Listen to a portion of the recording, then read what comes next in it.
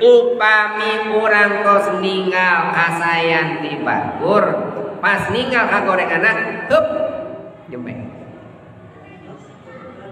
namun eta ditinggalnya ninggal bapak aing tukang masihan hartos teh 50 juta pembangunan di mana-mana dipikanya ku masyarakatna terasa ya kaawonanana nah pas kaawonanana mah heup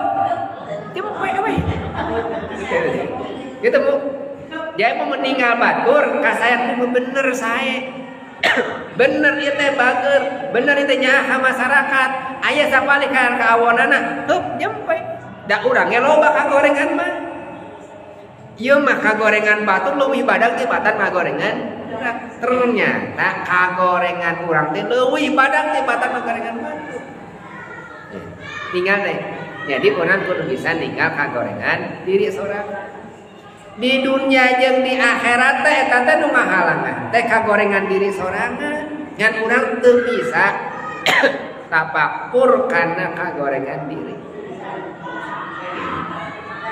Nah, ieu mah cenah usaha teh jalan-jalan. Nah, ieu teh usaha teh bangkrut wae.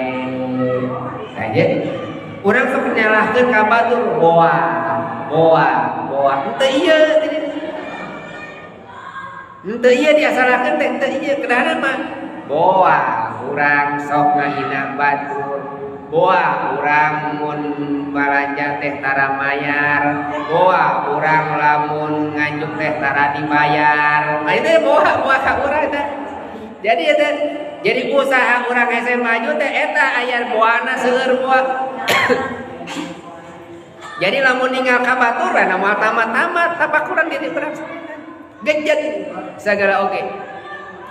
Dina masalah dunya lamun kaawonan dina diri gejet. Nya kitu deui dina masalah akhirat lamun aya kagorengan gejet eta teh. Upami urang hese tahajud, upami urang hese duha, upami urang hese ngaos Al-Qur'an, batur mah bisa gejet pada tetekan gejet pan hese akhirat oge.